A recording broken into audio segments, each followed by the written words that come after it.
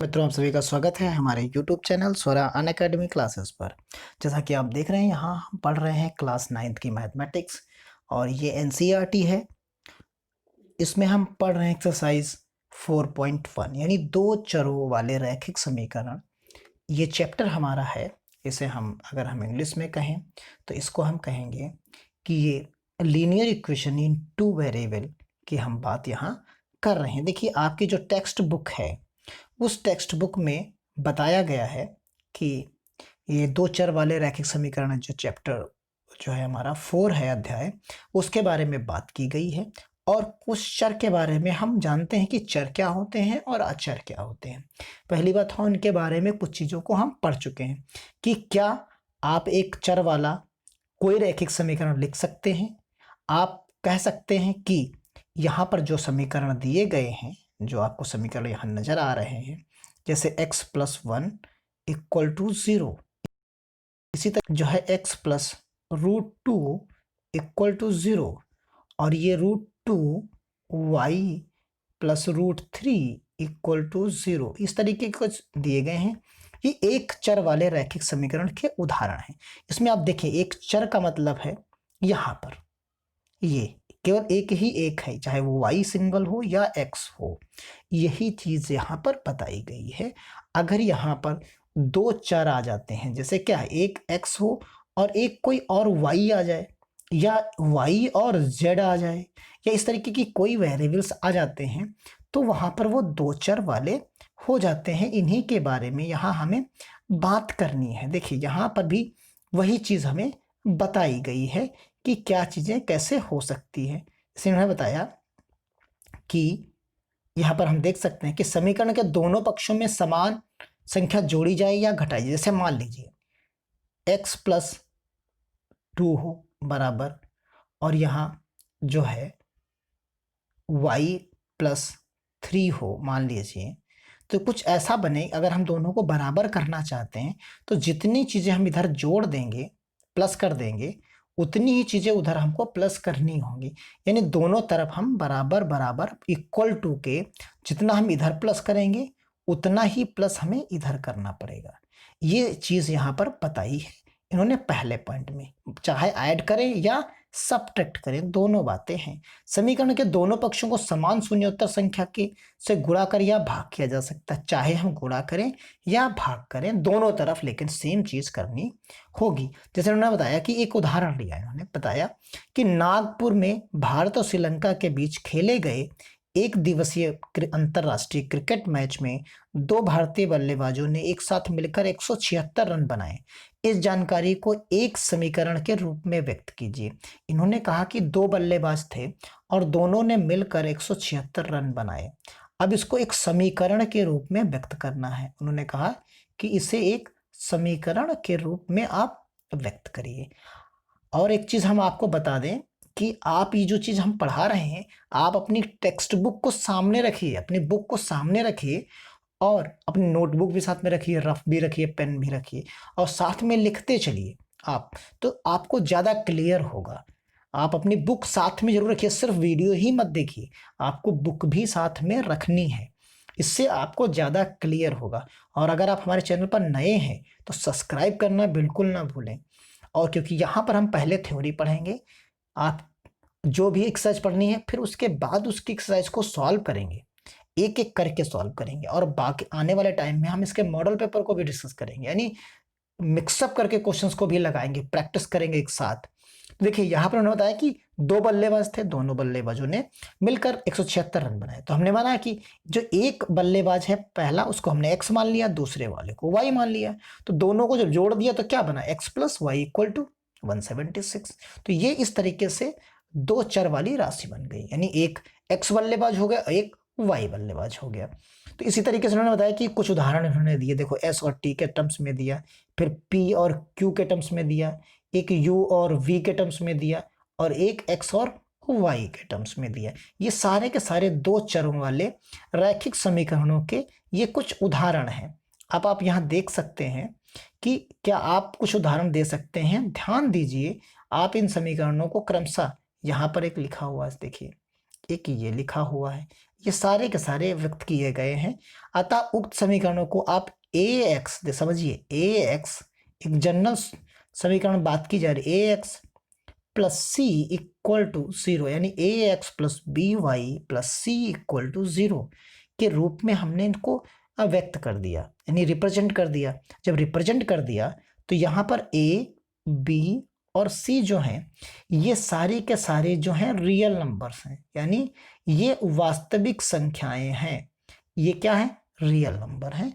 a और b दोनों शून्य नहीं हो सकते, और जो a है हमारा और ये b है ये कभी शून्य नहीं हो सकता।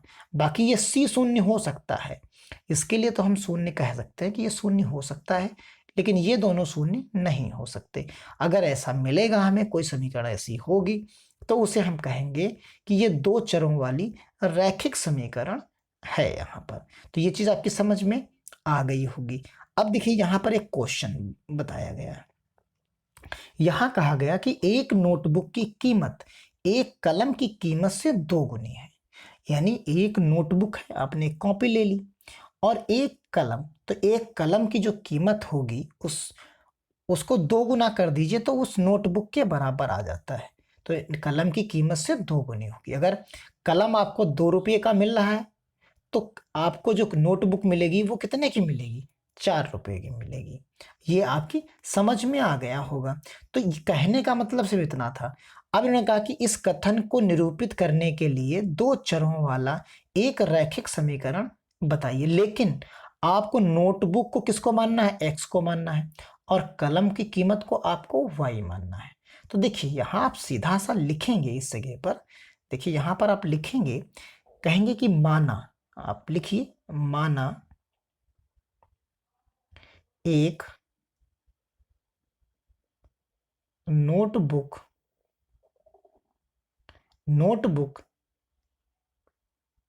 की कीमत बराबर x है, ये बताया है। और कलम की कीमत, जो कलम की कीमत है, कलम की कीमत आप समझिए, जो इन्होंने बताया ये हमने कहा ये y है। अब जो प्रश्नानुसार है, यानी जो प्रश्न कह रहा है उसके अनुसार क्या है कि जो नोटबुक की कीमत है, वो जो नोटबुक की कीमत है वो x है, और उसके यानी जो नोटबुक की कीमत है वो कलम की 2 गुनी कीमत के बराबर है। तो ये क्या हो जाएगा? 2y के बराबर हो जाएगा। तो इस प्रकार हमने क्या लिखा? x minus 2y equal to 0। ये चीज हम लिख सकते हैं। तो यही हमारी क्या हो जाएगी? फाइनल इक्वेशन हो जाएगी। इसको हमने व्यक्त कर दिया। अब आते हैं अगले क्वेश्चन की तरफ। देखिए यहां इन्होंने बताया कि निम्नलिखित रैखिक समीकरणों को ax plus b y plus c equal to 0 के रूप में व्यक्त कीजिए और प्रत्येक स्थिति में a, b और c का मान ज्ञात कीजिए।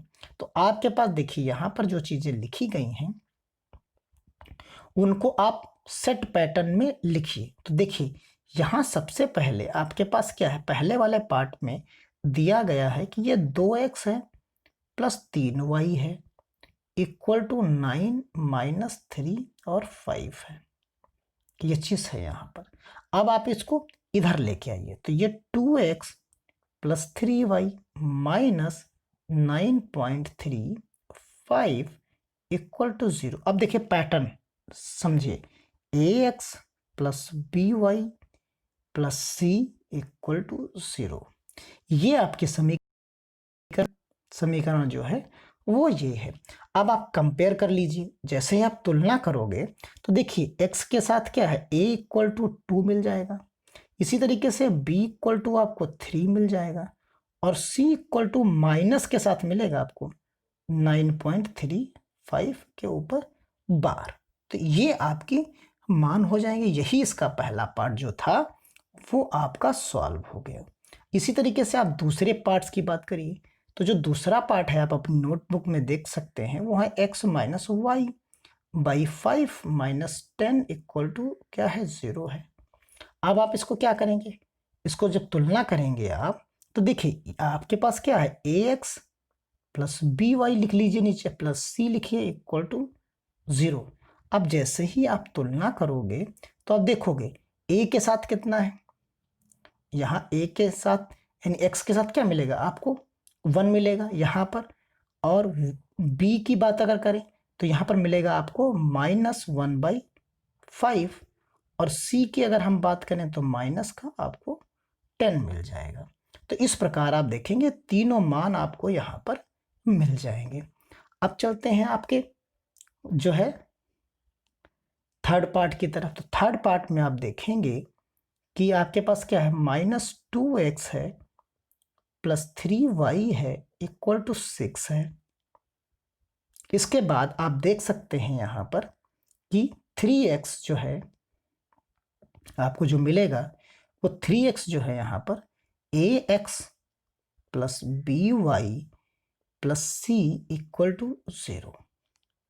अब यहाँ पर जो ये 6 है, आप इस चीज़ को इधर लेके आएंगे तो अपने आप चीज़ें क्लियर हो जाएंगी। देखिए इसको अगर हम मिटा दें यहाँ पर, और यहाँ पर क्या लिख दें, इस जगह पर आपको लिख दें इक्वल टू 0, तो ये कुछ ऐसा बन जाएगा। हमने उसको चेंज किया, और चेंज करने के बाद जब आप कंपेयर करेंगे तो कंपेयर करने पर आप देखेंगे कि आपको क्या मिल रहा, a इक्वल टू साइन के साथ लिखेंगे -2 मिला, b इक्वल टू आपको क्या मिला 3 मिला, इसी तरीके से c इक्वल टू -6 मिला। तो ये क्वेश्चन आपका सॉल्व हो जाता है। इसी तरीके से आप देखेंगे फोर्थ पार्ट, इसका जो फोर्थ पार्ट है वो है x इक्वल टू 3y। तो इसे आप लिख लेंगे x minus 3y equal to 0। अब तुलना करेंगे ax plus by plus c equal to 0। ये चीज़ आपने कंपैरिजन कर दिया। अब कंपैरिजन जब आपने कर दिया तो आप देखेंगे यहाँ पर क्या मिलेगा आपको, इस जगह पर जैसे आपने तुलना की तो यहाँ x के साथ आपको क्या मिलेगा, यानी a की जगह पर आप क्या लिखेंगे 1 लिखेंगे, यहाँ पर 1 है ना इस जगह पर। यहाँ b इक्वल टू आपको क्या मिल रहा है -3 मिल रहा है, c है ही नहीं यहाँ पर, तो c नहीं है तो इसका मतलब क्या हो गया 0 हो गया। तो ये चीज़ आपको आंसर, 3 आंसर जो हैं इसके तीनों मिल जा रहे हैं। अब आते हैं अगले पार्ट्स की तरफ। तो अगले पार्ट में आप देखेंगे यहाँ पर क्या है कि अगले पार्ट में आपसे कहा गया है कि जो फिफ्थ पार्ट है इसका, उस फिफ्थ पार्ट में 2x यहाँ मिलेगा आपको। देखिए यहाँ पर जो आपके पास फिफ्थ पार्ट है, उस फिफ्थ पार्ट में आप देखेंगे, फिफ्थ पार्ट में जो समीकरण आपको दी गई है वो 2x इक्वल टू -5y दिया गया है। आप इसको क्या लिखेंगे 2x प्लस 5y लिखेंगे इक्वल टू आप लिखेंगे 0, ये चीज़ लिखेंगे। अब आपके पास तुलना करने के लिए समीकरण है ax plus by plus c है इक्वल टू 0 है। ये चीज़ आपने तुलना कर दी। अब जैसे ही आपने तुलना की तो आप माइनस कर लेंगे तो a इक्वल टू आपको क्या मिलेगा, देखिए 2 मिलेगा। इसी तरीके से b इक्वल टू आपको 5 मिलेगा, और c इक्वल टू आपको क्या मिल जाएगा 0 मिल जाएगा। आप सबकी तुलना करिए, यहाँ जी c कितना है 0 है, यहाँ b की जगह पर क्या है 5 लिखा हुआ है, बिल्कुल हूबहू कंपेयर कर लीजिए आप। अब आप देखिए यहाँ पर आपके पास जो है 6 जो बनती है, जो 6 पार्ट है आपका, उस 6 पार्ट को आप समझिए। 6 पार्ट में क्या है 3x है और प्लस 2 है इक्वल टू 0 है। अब आप स्टैंडर्ड समीकरण लिखिए by plus c equal to 0। अब आप यहाँ कंपेयर कर लीजिए। कंपेयर जब आप करेंगे, देखिए a इक्वल टू क्या मिल सकता है आपको 3 मिलेगा, b इक्वल टू आपको 0 मिलेगा, और c इक्वल टू आपको क्या मिलेगा 2 मिलेगा। तो ये आपका यहाँ पर कंपैरिजन हो जाएगा। इस तरीके से आप इजी वे में इसको लिख सकते हैं। फिर आप आइए देखिए, इसके बाद 6 हो गया, अब 7th पार्ट की तरफ हम चलते हैं।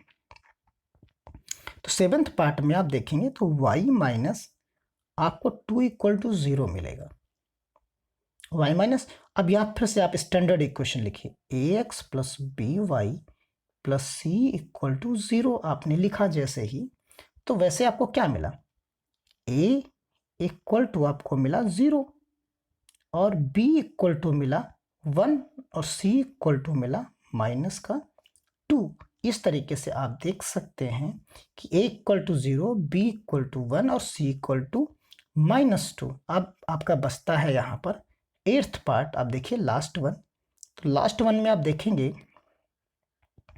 5 इक्वल टू 2x है। यहाँ पर जो है वो 5 इक्वल टू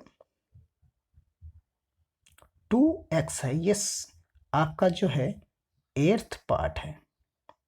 इसे जो आप लिखेंगे तो आप दोनों को तुलना कर लीजिए। आप जैसे ही तुलना करेंगे तो आप देखेंगे कि यहाँ माइनस का 2x लिख सकते हैं और प्लस का 5 लिखेंगे, इक्वल टू 0 लिख देंगे। अब आप तुलना करिए ax plus by plus c equal to 0। इसी समीकरण से तुलना करनी है। तो आप यहाँ पर जब देखेंगे तो आपको क्या मिलेगा, a की जगह पर आपको मिला है, लिखा है वहाँ पर -2, b है ही नहीं, b की जगह पर तो 0 हो गया, और c की जगह पर आपको मिलेगा 5। तो इस प्रकार ये जो क्वेश्चंस थे आपके इस एक्सरसाइज के थे 4.1 के थे, वो सारे के सारे क्वेश्चंस आपके देखिए सॉल्व हो गए हैं आसानी से। अगर आपको एक बार में वीडियो ठीक लगा है तो आप ओके, कैसा लगा आप लिख सकते हैं कमेंट बॉक्स में। अगर आपको कोई सुझाव देना है तो आप सुझाव दे सकते हैं हमें, या आपको जब अच्छा वीडियो लगा तो आप लाइक करिए, सब्सक्राइब करिए और अपने दोस्तों को भी बताइए जिससे वो भी घर बैठे पढ़ सकें।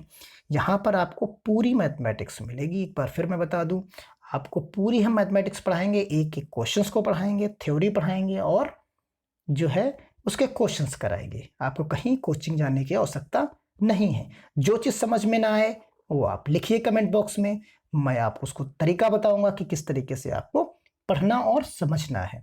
तो बने रहे हमारे चैनल पर।